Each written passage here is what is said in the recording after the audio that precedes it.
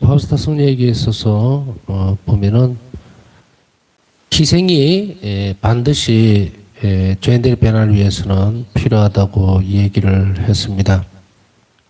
또한 영혼들을 찾을 수 있는 대가는 오직 한 가지밖에 없다. 그것은 십자가상의 예수님 고통과 일치하는 고통이라고도 살펴보았습니다.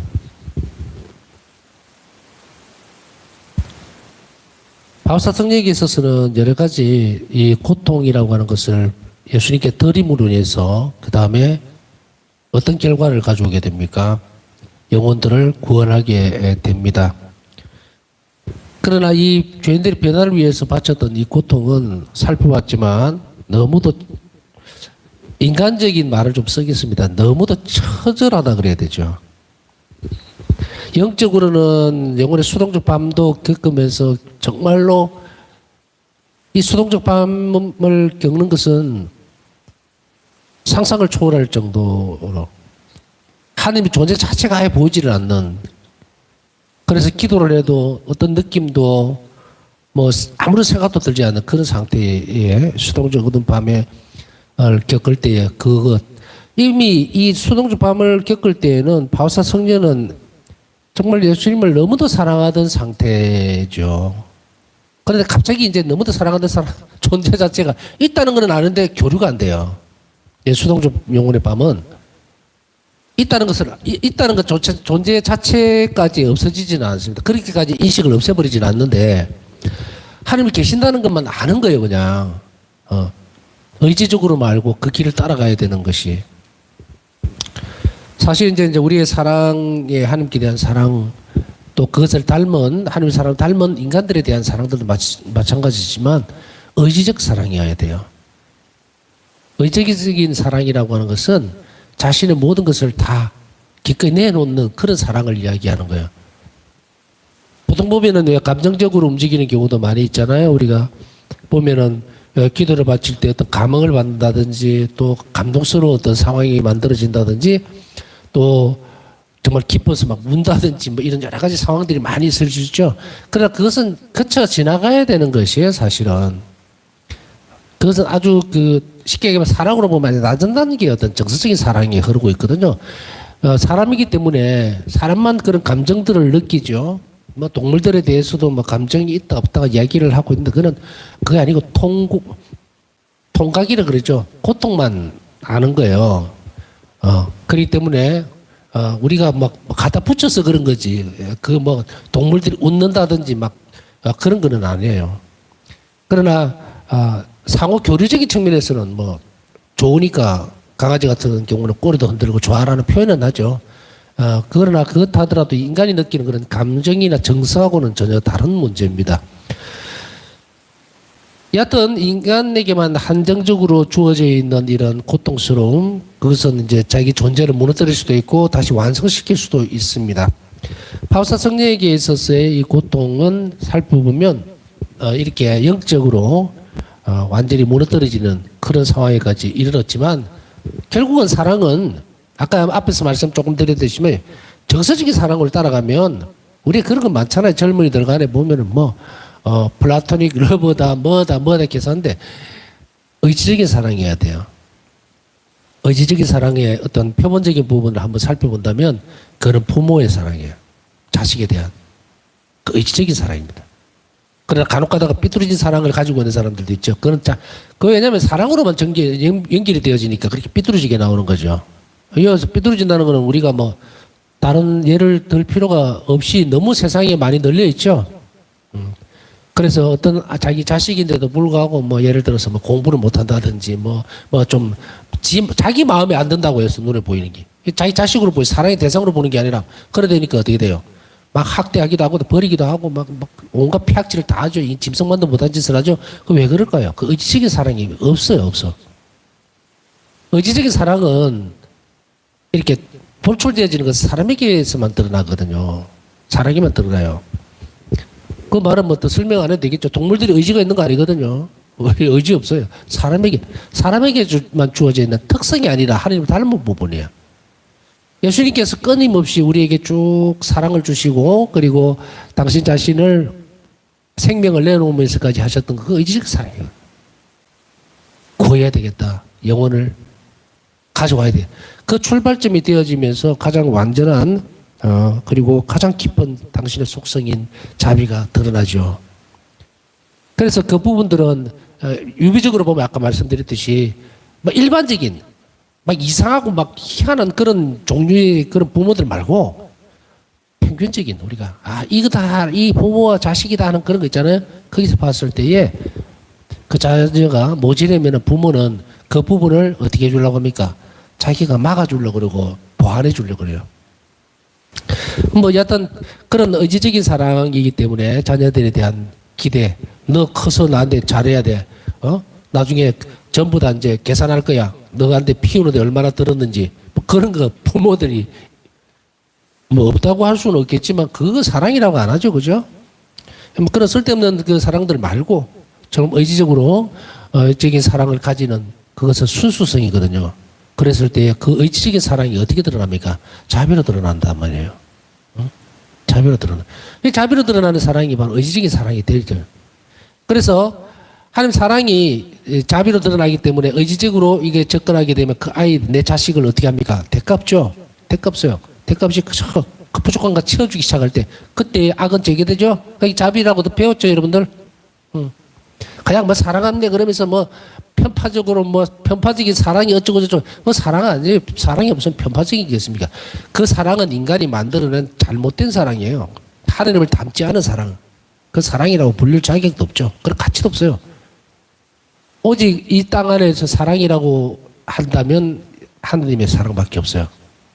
그 사랑을 닮았을 때 우리가 반사시켰을 때 인간적인 사랑이라고 표현해요. 왜? 우리 안으로 들어와서 신적 사랑이 인간에게 표현되니까 인간의 사랑이라고 하지. 그거는 결국은 안에 들어있는 것은 뭐다? 신적 사랑이다. 그게 드러나지 않으면 아까 같이 앞에 말씀드렸듯이 막 썩어 자빠지는 거예요. 그 사랑 아니에요. 그 안에서 아름다운 열매를 맺을 수 있을 때 그때만 오로지 사랑이 드러나는 상황이에요. 하나님이 드러나는 거, 선이 드러날 때 그때만 그게 사랑이라 그래요.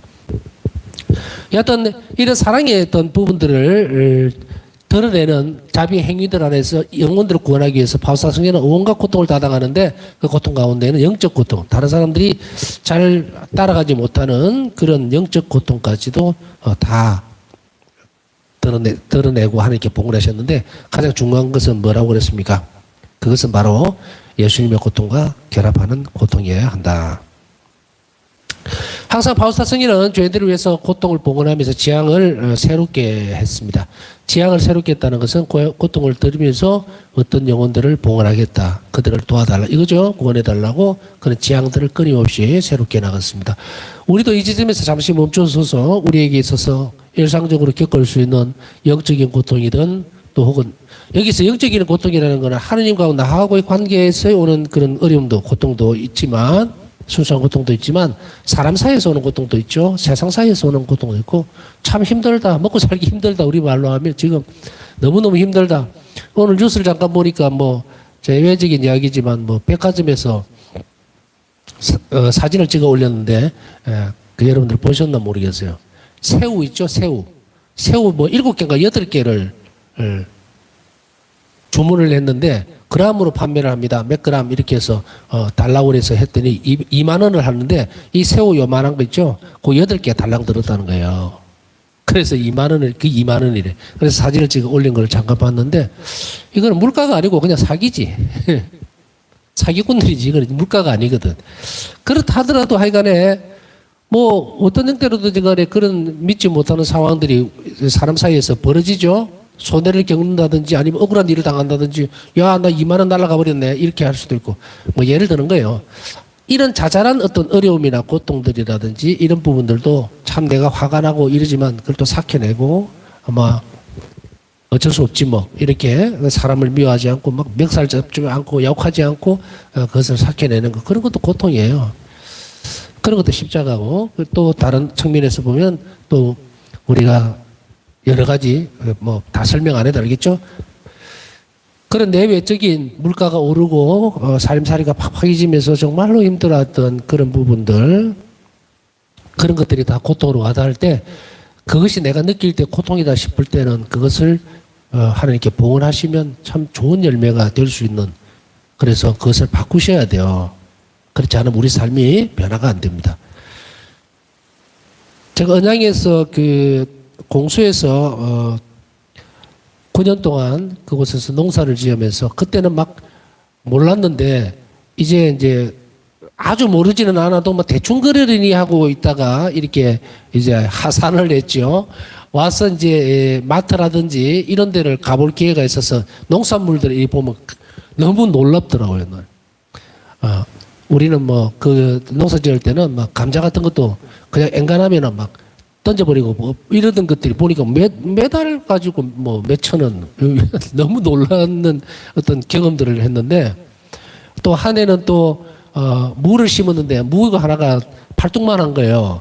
그거를 씨를 모르고 뿌릴 때에 잘 뿌려야 되는데 그냥 귀찮아서 한 봉지를 그냥 쫙 뿌렸더니 그게 밭 전체에 이제 무가 얼마나 잘 됐는지 몇백 개가 나온 거예요.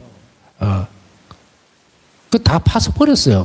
혼자 먹을 수도 없고 뭐 무만 먹을 수도 없는 거고 가져갈 사람도 없고, 그래서 놔뒀더니 이제 나중에 이제 옆집에 소 먹인다고 가져가는데 한도 없이 가져가더라고. 근데 아까운 줄도 몰랐어요. 산더미 같이 채워놓고 그냥 거래를 했는데 여기 오니까 뭐 손바닥만한 것에 뭐 가격이 상당하더라고요. 그래서 이렇게 뭐 이런 여담이지만 이런 부분들이 서민들이 겪을 수 있는, 지금 현재 우리가 받을 수 있는 충격들이겠죠. 충격들. 한쪽에서는 충족이니까 잘 몰랐는데 그것이 다른 쪽으로 와보니까 이게 굉장히 부족하고 모자라는 상황. 너무 비싸서 못 먹는구나, 이런 그런 차이들이 벌어지는데, 우리는 어쩌면은 우리 상황이나 처지들을 조금 더 낮은 곳으로 볼 필요가 있을 것 같아요. 그래서 우리보다 더 못한 사람들, 더 고통받는 사람들에게로 자꾸 시선을 돌리면서 그들을 도와주는 마음을 가져야 되는데, 그럴 때 어떤 것을 가질 수가 있냐면, 내가 가지고 있는 이런 작은 고통들, 어려움들, 남들과 똑같이 생각하지 말고 그런 것들을 하나님께 봉헌하면서 다른 사람들에게 선익이 될 수 있도록 노력을 한다면은, 이것이 이제 바울사 성녀가 우리에게 가르치고 주고 있는 그런 길입니다. 그래서 우리는 뭐 크고 거창한 고통을 지금 하나님 요구하시는 거 아니거든요. 들어보면 앞으로도 폭염으로 뭐 너무너무 많은 사람들이 지금 죽고 있잖아. 고통들이. 그렇다고 하더라도 그들의 고통들에서 등을 돌릴 수는 없는 거죠. 또 내 고통도 심한데 그 사람들을 돌아볼 여가가 없겠느냐. 이렇게 되면은 아무것도 안 돼요. 우리 자신의 삶에서 전이가 되고, 그리고 우리의 삶이 이 어려움들을 극복해내고 하나님이 축복이 흘러 들어오면 어려움은 극복되거든요. 그러니까 내 것만 보지 말고 결론은 다른 사람들도 좀 살펴봐야 되겠다. 그래서 비교해보는, 나보다는 저 사람이 더 힘들구나. 이럴 때에 그 가치성의 문제를 새롭게 깨달았으면 좋겠다 하는 생각입니다. 그래서 제가 이제 아까 뭐 공서 이야기도 했지만, 그때는 풍족하고 버리고 막 이랬던 것이 여기 오니까 막 전부 다 돈을 주고 사야 되고 이러는 것을 보면서 좀 더 아끼게 되는 좋은 습성은 또 가지게 되는 것도 있어요. 있으면서도 또 다른 한편으로는 이렇게 힘들게 농사를 짓는 부분들, 그 희생으로 이렇게 되어졌구나라는 그런 것도 또 새삼스럽게 느끼는 기회가 됐는데요. 어쨌든 바울사 성녀가 당신 자신에게 주어져 있는 고통을 어떻게 성화시키는가를 뚜렷하게 우리에게 주고 있는 것은 두 가지가 정도가 될 것 같아요. 하나는 이웃을 위한 희생인 제물로 자신의 고통과 희생을 봉헌했다는 것과, 두 번째는 예수님의 십자가의 고통에 반드시 결합을 시켰다는 거예요. 그래서 저도 뭐 다리가 좀 아프고 하지만 매일매일 힘들고 이럴 때는 그걸 드립니다. 그냥 예수님께. 두 가지 기도를 저는 하거든요. 하나는 나서주세요. 두 개는 제 고통을 작지만 저도 연습해야 되죠. 저도 훈련합니다. 바울사 성령을 담기 위해서. 그래서 이것을 정말 잃어버린 영혼들, 또 폭염에 정말 갑작스럽게 세상을 떠나는 사람들 많다고 그래. 인도 같은데 그런들을 기억해 주십시오 하고 그렇게 바치는 연습을 해요. 제가 이런 말씀 드리는 거는 뭐 입 닫고 있을 수도 있어요. 그런데 저도 이렇게 계속 연습을 하니까 여러분들도, 제가 뭐 대단한 인물입니까? 아니거든요. 여러분들의 작은 희생도 하나님이 크게 크게 쓰실 거니까 여러분들도 함께 이렇게 같이 가자는 의미예요. 그래서 여러분들이 나는 아무것도 할 것 없어 이렇게 하실 거 그런 거 마음 가지시면 안 돼요. 아까 말씀드렸듯이 그런 것들 이런 어려움들 정말 좌절하지 않고 또 나에게 주어져 있는 그런 작은 고통들을 하나님께 드리는 연습들을 만일에 이 기회를 통해서 이 강의를 들으면서 나도 그렇게 한번 해볼까라고 하면 정말 좋은 일이에요. 정말 이 세상에 많은 변화를 가져올 수 있으니까 우리가 그렇게 마음을 다져가면서 바사 성령의 길을 조금 더 살펴보도록 하겠습니다. 장도 폐도 다 결핵이 걸렸고 너무도 힘들었다는 것을 우리는 살펴보았습니다. 또한 다른 페이지에서 보면 이렇게 기록을 하고 있습니다. 제 영혼은 고통의 바다에 잠겨 있습니다. 죄인들이 저에게서 모든 것을 앗아가 버렸습니다. 그러나 괜찮습니다. 죄인들이 당신은 선하시고 무한히 자비하심을 알 수 있도록 제가 그들을 위해서 모든 것을 주어버렸습니다. 저는 굳은 날이나 맑은 날이나 당신께 충실할 것입니다. 이게 893번. 바울사 성녀가 모든 것들에게 고통의 바다에 잠겨 있다는 것은 고통을 선택해버렸고요. 그리고 그 고통을 당신이 받아들임으로 인해서 죄인들에게 모든 것을 돌립니다. 이 말이야. 그래서 당신 고통을 통해서 예수님께서 주시고자 하는 축복을 이 죄인들을 위해서 끊임없이 저는 흘려보냅니다. 돌린다는 이야기죠. 그러니까 바울사 성녀는 고통의 바다에 잠겨 있다고 이야기를 하지만 그러나 굳은 날이나 낮이나 밤이나 낮이나 뭐 이런 말이죠. 항상 당신께 충실할 것입니다. 자, 그래서 이게 오늘은 생각을 해볼 것이 충실성의 문제. 고통은 충실해야 합니다. 나에게 주어져 있는 작은 고통들을 승화시키고 이웃을 위해서 내놓아야만 그 고통에서 벗어난다라면 조금 어폐가 있을지 모르지만 그 고통이 영혼들을 위해서 사용이 되어질 때 자비를 베푸는 거잖아요. 그러면 우리는 여기에서 어떤 확신을 가질 수가 있어요. 자비를 베푸면 뭡니까? 그 사람은 자비를 입을 수 있거든요. 그러면 어떤 사람이 이런 사람이 있다 쳐요. 어떤 한 사람이 너무도 힘들어.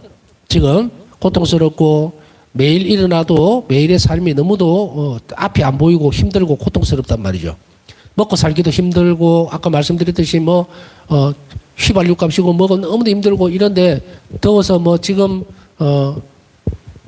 정말 부채질해 가면서 이 시간을 또 보내고 있는 분들도 있을 거예요. 여러 가지 고통스러운 상황이 놓여 있다 하더라도 그것에 대해서 한탄만 하면 안 돼요.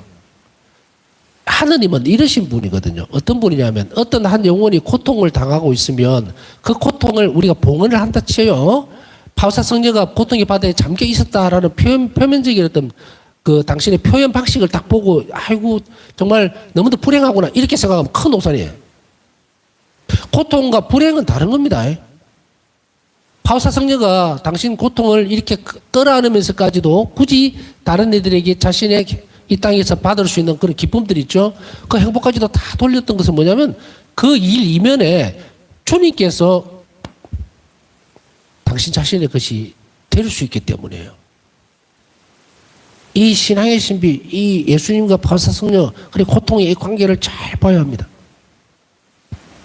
그래서 단어 구별을 했잖아요. 제가 바울사 성녀 영혼이 고통의 바다에 있었다 하더라도 불행한이었냐면 아니었다는 거예요. 바울사 성녀는 너무도 행복한 사람이었다. 왜? 예수님이 주님으로서 모든 것이었기 때문에. 그것만큼 행복한 것이 어디 있습니까? 그러니 우리가 표면적으로 보면서 정말 이렇게 하면은 그 고통을 지고 끝까지 한 점의 어떤 즐거움도 없이 기쁨도 없이 가야 되나라고 했을 때 바울사 성령에게 있어서의 이 구별을 지을 필요가 있어요. 우리가 이야기하고 있는 예수님을 따라가면서 혹은 희생적 개념, 희생이죠. 희생을 또 자비를 베품으로 인해서 자비를 하나님께 입었을 거 아니에요. 당연한 일이죠. 그죠? 그것은 외형적인 부분이다 말이에요. 외형적으로 이렇게 옆으로 꾸며져 있던 부분이었어요. 그래서 바울사 성령은 이 일을 충실하게 함으로 인해서 예수님은 바울사 성령이 어떤 자비의 모습을 보여줍니까? 자비를 베푸시죠. 자비를 베풀었으니까 자비를 입죠. 그 자비를 입는 그 과정 안에 어떤 부분들이 드러납니까? 영혼을 꾸며주는 여러 가지 선물들을 받게 되죠. 영혼을 읽을 수 있는 능력이라든지 또 혹은 성은, 상은이죠. 상은, 오상 그런 것들 이런데 이런 선물들이 영혼들을 꾸며졌지만 이게 자비의 선물이란 말이에요. 그러나 미국에는 이 자비의 선물을 예수님은 이 바우사 성령에게 어떻게 주셨어요? 당신 자신을 준 거예요. 그러니까 그 옆에 붙어 있는 이런 것들은 아무 소용이 없죠. 주님이 다인데 바로 이 자비 신비 안에서 신심 안에서 높은 덕성을 쌓아서 완덕에 이르렀다는 것은 어떤 지점을 우리가 바라야 되느냐면 예수님 자신을 얻는 거예요. 예수님 자신을 얻는 거예요. 우리가 괜히 옆에 보고 비슷하니 뭐 그것 보는 거 아니에요. 물론 우리가 걸어가는 길 중에 우리가 자비를 베풀면 분명히 하느님은 나를 어떻게 합니까? 어린아이와 같이 돌봐주셔요. 그러면은 그 삶이 불행한 겁니까? 아니다. 고통은 남아있는데 행복한 거예요. 그거예요. 왜냐하면은 그 고통을 허락해 주는 거예요. 그래서 고통을 허락해 준다는 것은 뭐냐면 절대적인 가난은, 절대적인 불행에 가둬놓지 않는다는 이야기예요. 그 말은 내가 지금 좀 힘들고 고통스럽고 십자가가 너무 무겁고 울고 싶고 이럴 때는 울고, 그러나 내보다 더, 아까 앞에서 쭉 설명해 주죠. 왜 내보다 더 못한 사람을 계속 바라봐야 되는가?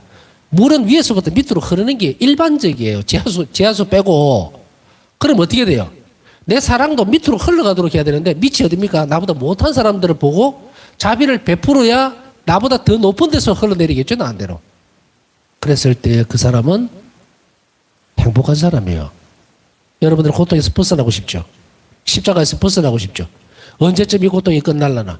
언제쯤 좀 너무 맨날 이 부족한 살림살이에 큰 목매달고 10원 100원 갖고 너무 그렇게 안 살고 싶다. 정말 내가 태어나서 이거 뭐냐. 그런 데서 벗어나고 싶다면 제가 시킨 대로 그대로 가야 돼요. 바우사 성령가 사셨듯이. 이웃을 향해 끊임없이 나보다 더 못한 사람을 위해서 내 불행이라기보다 내 자신의 어떤 십자가, 고통, 어려움, 힘듦, 이거 하느님이 다 허락하신 거예요. 다 보석 덩어리입니다. 이거를 봉헌을 계속 하세요. 오늘 나에게 주어져 있는 이 작은 상처, 이거 주님께 이 고통을 봉헌합니다. 당시 십자가에 합치시켜서 나보다 더 못한 처지에 있는 불쌍한 영혼들, 길 잃은 영혼들, 회개하지 않는 영혼들을 위해서 정말 귀하게 써주십시오. 주님 봉헌하겠습니다. 했을 때 그 선물이 얼마나 크겠느냐는 거예요. 그 봉헌물이. 얼마나 예수님이 그 영혼을 귀엽게 생각하겠어요? 얘가 봐라이 본인도 힘든데, 우리가 본인도 힘든데라는 말을 참 감명적인 상황이 많이 벌어집니다. 우리가 그럴 때 눈물이 팍 날라 그러죠. 아이고 당신도 너무 힘든데 그 힘든데도 저를 도와주십니까 했을 때 아시죠? 그 중간에 뭐가 들어가 있는지? 예수님은 나를 뻔히 보면서 아이고 얘가 정말 힘들 텐데 그걸 마다하지 않고 나를 사랑하는 마음으로 이걸 내놓네? 그랬을 때에 하나님 누구십니까? 가지고 있는 모든 은총들을 다 쏟아부어 주겠죠, 그 영혼에게. 잘 살려면요, 또 sen세적인 복을 누리려면요, 이 길을 가셔야 돼요. 이렇게 내 삶은 변함없이 잃어버린 영혼들을 위해서, 하나님의 사업을 위해서 내가 기꺼이 모든 것을 다 내놓아야 채워집니다. 채워져요. 우리가 자꾸 비운다는 말을 하죠. 비움이라는 것은 없어요. 제가 항상 얘기하죠. 왠 줄 압니까? 내가 물통이 이랬어요. 정말 내 온 한생에 내가 정말 행복한 길은 이웃을 위해서 자비로운 일, 그 일만 하면 예수님은 다 채워주신다고 믿고 계속 부으면 피하십니까? 아니에요. 나는 일을 부어버렸는데, 내가 가진 게 일이라면 일을 부어버렸는데 붓는 동시에 하나님의 은총이 2, 3, 4, 5로 몇 배로 채워져 버리니까 비하집니까? 그래서 제가 항상 쓰는 말이 가톨릭 교회는 뭐다? 채움의 종교다 이 말이에요. 응? 비움의 종교 아닙니다. 채움의 종교예요. 하나님 사랑으로 하나님 자비를 꽉 차는 종교예요. 그 일을 실행하는 사람이 신앙인이죠.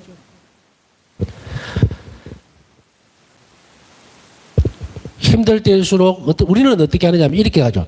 아이고 주님 죽겠습니다요. 저 좀 살려주세요. 너무 힘듭니다. 고통스럽습니다. 막 이렇게만 막 십자가 밑에 매달려 이렇게만 하죠. 그게 올바른 방법은 아니에요. 올바른 방법은 아니에요. 실행하라 그러죠. 예수님은 막 매달릴 때 그렇게 얘기를 해요. 예수님은 그 영혼에게 이렇게 얘기를 합니다. 나한테 이렇게 달라붙지 말고 나가서 자비로운 사람이 되어라. 그러면 내가 네 삶을 돌봐줄 것이다. 왜 그렇게 매달려갖고 막 울고불고 이러느냐? 그걸 나무래진 않아, 예수님은. 그러나 그 상태로는 주는 것이 없어요. 줄 것이 없어. 왠지 아시죠? 그죠? 자비를 베풀지 않으면 자비를 입을 수가 없으니까. 예수님도 얼마나 안타깝겠어. 그러니 어떻게 말씀하시겠어요? 나가서 자비로운 사람이 되어라. 걱정하지 마라. 그러면 내가 너를 살릴 것이다. 이거예요. 그렇게 하면 돼요. 바오사 성녀는 그래서 결론적으로 이 부분에 있어서 결론을 살펴보면 바오사 성녀는 고통의 바다에 늘 고통스럽지만 늘 자비를 필요로 하는, 하나님 자비를 필요로 하는 사람들에게 봉헌해 나가면서 당신은 너무도 행복한 사람이었기 때문에 불행한 삶이라고 얘기하면 절대로 안 된다 이 말이죠. 그죠? 우리가 뭐 다 알고 있으니까. 그래서 이거는 불행한 것이 아니고 삶이 너무도 행복하지만 고통스러웠다. 이런 표현을 쓰면 돼요. 예? 또 다른 페이지에 이렇게 계속해서 말씀을 하고 있습니다. 예수님, 저는 오늘 죄인들을 위해 모든 것을 바칩니다. 당신 정의의 바람을 저 위에 떨어뜨려 주시고 제 위에 떨어뜨려 주시고 불쌍한 죄인들을 당신 자비 받으러 감사하소서. 일기 927번. 참 너무도 힘든 글귀 같습니다. 정의의 바람은 저에게 주시고 하는 정의가 어떤 겁니까? 끔찍하거든요. 그런데도 그것을 그 죄인들의 죄의 결과물인 정의는 죄의 결과에 대한 거 처벌이잖아요. 그것을 당신에게 주시고 불쌍한 죄인들을 자비로 이끌어 달라고 하는 이 부분들이 원정원으로 하고 있는 것을 우리는 눈물겹게 바라봐야 된다? 아니에요. 우리도 이래 해야 합니다. 또 다른 페이지에 이렇게 기록했다. 제 영혼은 고통의 바다에 잠겨 있습니다. 죄인들이 저에게서 모든 것을 앗아가 버렸습니다. 모든 걸 다 주겠다 이 말이죠. 그 다음에 희생제물이 되고자 하는 바람이 점차 그녀 안에서 무리 것 같다. 십자가상 죽음으로 자비의 절정을 보여주셨던 예수 그리스도를 담기 위해서는 자신의 희생, 기도, 고통을 하나님께 드리는 것만으로는 충분하지 않았다. 희생제물이 되고자 하는 바람은 점차 익어 갔다, 무리 것 같다 하는 말은 뭐예요? 하나님께 대한 사랑이 점점 커졌다는 이야기예요. 상대에 대한 대상의 진정한 사랑이 커지면 모든 것을 다 주게 돼 있어요. 이제 바오사 성녀는 바로 이런 바램들, 정신으로만 해결되어지는 부분이 아니고 이 사랑이 영혼 안에 꽉 차버리니까 이제 모든 것을 드리고자 하는 열망이 점점 커버렸습니다. 그래서 자신의 희생이나 기도나 이런 것만으로는 양에 차지를 않는 거죠. 그래서 그녀는 1934년 성목요일 죄인들, 특별히 하나님의 자비의 희망을 완전히 잃어버린 사람들을 위해 자신을 하나님께 바치는 자발적인 봉헌을 했다. 이 자발적인 봉헌을 생각할 때에 우리는 그러면 할 수 없는 것인가? 할 수 있습니다. 여러분들 작은 그 봉헌들도 계속 연습해서 하셨으면 좋겠어요. 예를 들어서 내가 겪고 있는 지금 조그마한 어려움들 그거 정말 잘 이겨내볼 수 있도록 하나님 은총으로 극복해낼 수 있도록 그것이 하나님이 주시는 선물임을 인지할 수 있게 해달라고 그렇게 기도하고 받아들이면서 그것을 잃어버린 영혼들 하나님에게서 완전히 떨어져 나가려고 하는 그런 영혼들에서 봉헌하는 그것 지향을 새롭게 하는 그게 봉헌이에요. 이 봉헌은 그냥 오늘 이렇게 기도할까 이런 거하고는 좀 차원이 좀 다릅니다. 그래서 바오사 성녀가 수도자이기 때문에 수도자로서의 봉헌을 하고 있다라고 생각하지 말고 저도 가끔씩 그렇게 해요. 이 부분은 지향 이런 부분은 내 자신의 어떤 부분들을 봉헌해야 되겠다. 갱신을 하고 이렇게 하는 거 있거든요. 그럴 때 은총의 정도가 참 커집니다. 그러니까 여러분들도 이런 작은 부분들을 봉헌의 의미로 자발적으로 또 그렇다고 매일 하라는 이야기는 아닙니다. 보면은 바오사 성녀 특별한 날 이런 날을 잡아서 하는 것 같아요. 34년 성목요일이죠. 이렇게 우리도 한번 같이 따라가 볼 필요가 있습니다. 이 봉헌에서 그녀는 죄인들이 겪는 모든 괴로움, 고통, 두려움, 공포는 자신에게 주시고 대신 죄인들에게는 자신이 하나님과 밀접한 일지에서 받는 위로를 내주시기를 청했다. 얼마나 대단한 선물까지도 양보를 하게 됩니다. 우리가 이웃을 위해서 자비를 베푸는 방법만이 하나님 자비를 입을 수 있는 거예요. 여러분 가운데에서 정말 힘들고 지금 고통스럽고 그게 물질적일 수도 있고요. 건강적인 측면일 수도 있고 또 영적인 측면일 수도 있고 그렇지만 그 괴로움들에서 벗어나려면 길은 오직 한 가지밖에 없어요. 내가 자비로웠던가를 깊이 생각하십시오. 그리고 그렇지 못했다면 우리는 오늘이라도 주님 제가 자비의 길을 걸을 테니 저를 자비롭게 돌봐주십시오라고 하셔야 돼요. 그래야만 여러분 각자의 고통이 뭔지 저는 잘 모릅니다. 그렇지만 그 고통은 공통분모예요. 그 공통분모가 뭐냐면 고통이라는 거예요. 우리를 괴롭히는 거 짐이죠. 그 길에서 나올 수 있는 길은 한 가지밖에 없습니다. 자비를 베푸는 거. 그래서 제가 제안을 오늘은 하고 싶은 게 첫째는 나는 자비로운가? 또 혹은 자비롭게 살려고 애를 썼던가? 혹은 내 짐이 너무 무겁다고 생각하면서 나는 자비만 필요한 사람이지 라고 살아왔지는 않는지 살펴봐야 돼요. 그래야만 숨통이 트입니다. 내가 자비롭지 못했음을 주님께 고백하고 이제 내 삶이 자비로워질 수 있도록 도와주세요. 저희 작은 희생들을 앞으로 잃어버린 영혼들 죄인들 회개를 위해서 주님께 맡기고 봉헌하겠습니다. 의탁합니다 라고 하면 내일부터라도 당장 하나님은 이거 내 자식이네 딱 그래요. 돌봐줘야 되겠다. 왜 선언을 했잖아요. 나를 닮은 데가 있다 이거예요. 내 속성을 닮으려고 하는 이 영혼을 어떻게 한다? 돌봐준다. 근심과 걱정과 고통이 많은 세상입니다. 주눅들어 있을 필요 없고요. 저희가 많이 세상에 창궐할 때일수록 하나님 역사도 더 크다는 것을 우리는 예수님의 순환과 죽음과 부활 사건에서 충분히 알아듣고 있고 겪었습니다. 어려움들 이제 여러분들에게 내 자신이 겪고 있는 어려움 속에 파묻히지 말고 그 십자가를 주님께 봉헌하고 이웃에게 자비롭게 사용되어질 수 있도록 드림으로 인해서 우리가 행복해져야죠. 우리가 주님의 돌보심을 받는 행복한 사람으로서 이 어려움들 또 힘든 세상 잘 극복하고 천국에 갈 수 있도록 해야 안 되겠습니까? 남은 시간 묵상하면서 주님의 도우심을 바라면서 우리가 늘 이웃에게 자비로운 사람이 될 것을 약속하고 대신에 주님께서 저를 자비로이 돌봐주시기를 간절히 청하면서 남은 시간 보내도록 하겠습니다.